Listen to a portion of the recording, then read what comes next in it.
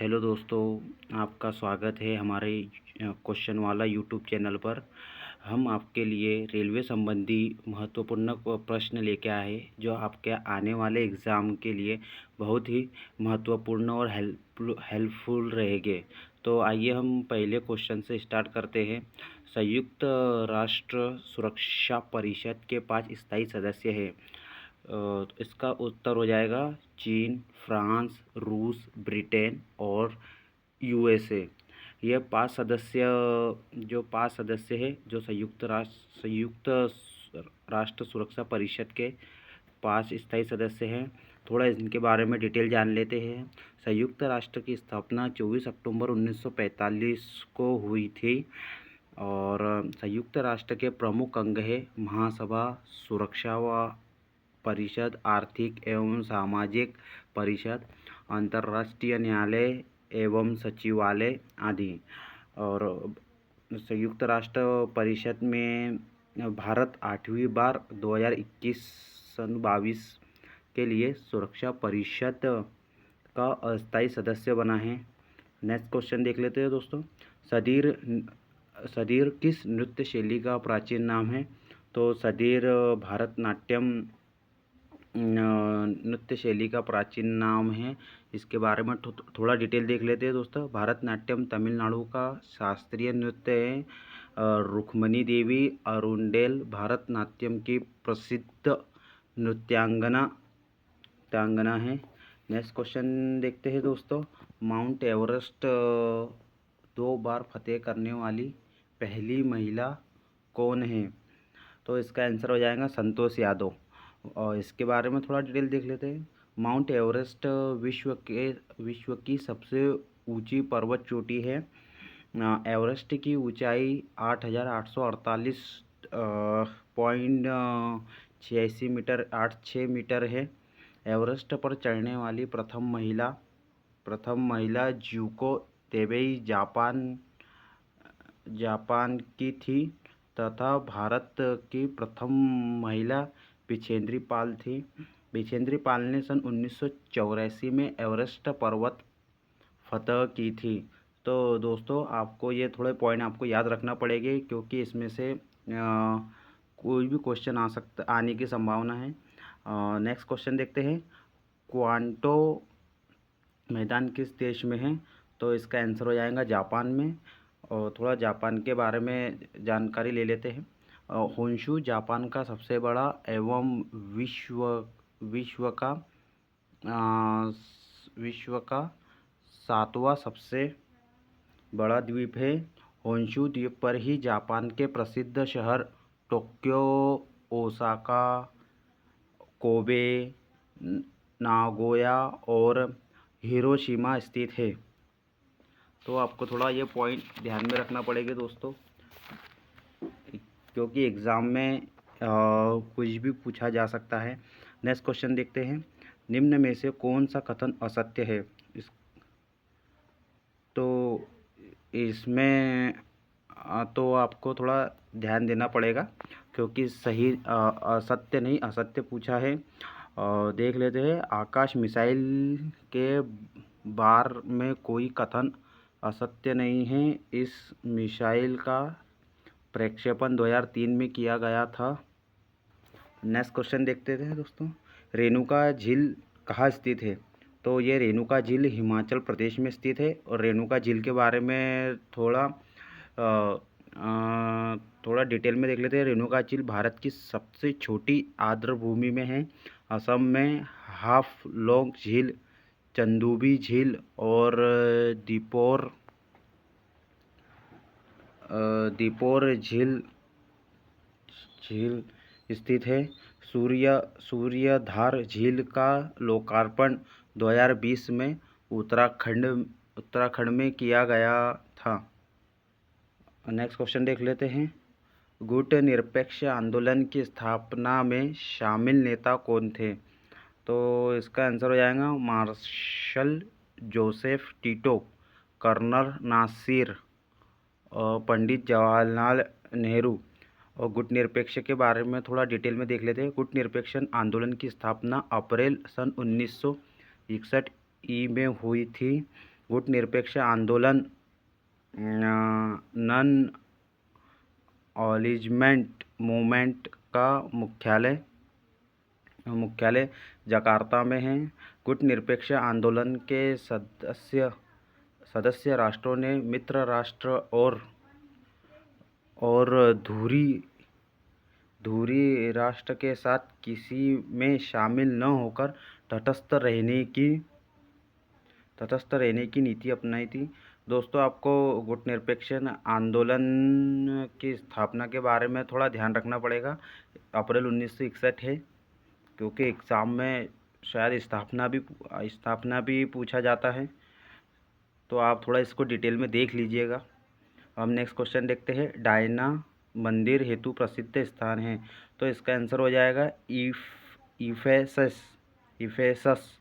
यह मंदिर एशिया के उत्तरी पश्चिम क्षेत्र में तुर्की में स्थित है। और मंदिर के बारे में देख लेते हैं। पशुपतिनाथ का मंदिर काठमांडू नेपाल में स्थित है। ये तो सभी को पता ही होगा दोस्तों।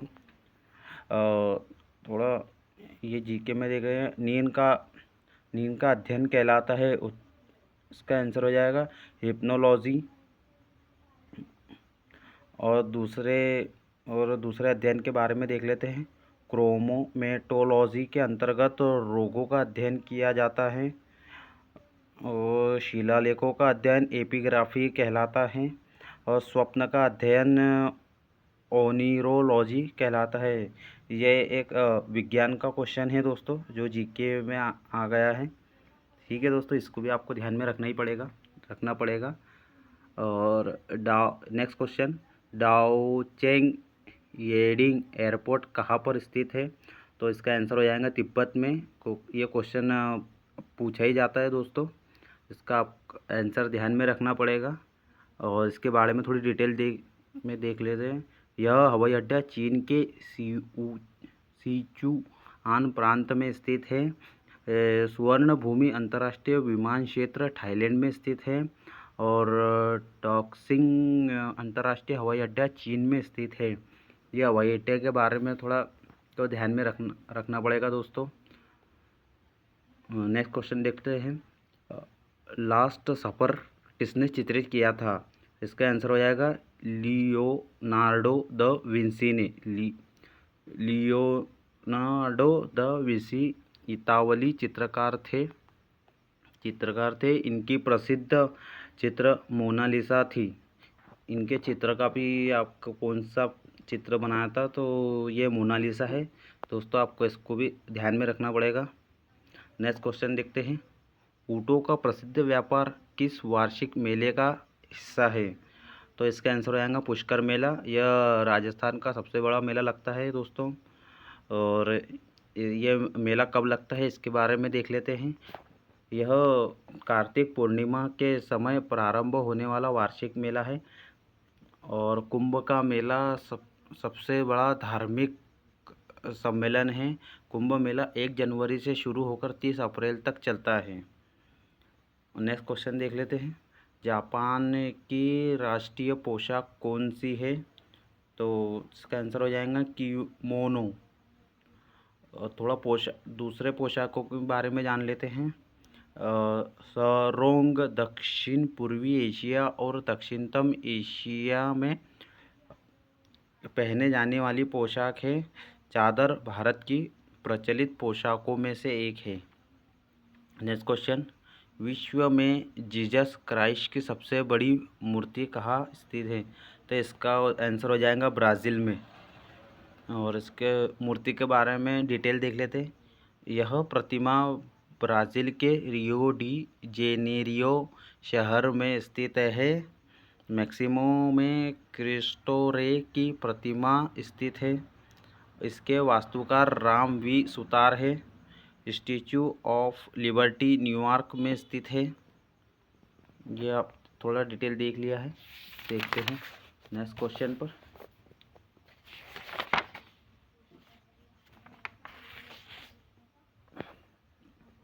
नेक्स्ट क्वेश्चन, संतोष ट्रॉफी किस खेल से संबंधित है, ये खेल संबंधी क्वेश्चन है दोस्तों। तो संतोष ट्रॉफी फुटबॉल से संबंधित है। आशुतोष मुखर्जी कप, मंडेका cup, Rovers cup, Santosh cup और Subroto Mukherjee cup, Durand cup इत्यादि फुटबॉल से संबंधित है। और Larry O'Brien cup basketball से संबंधित ट्रॉफी है।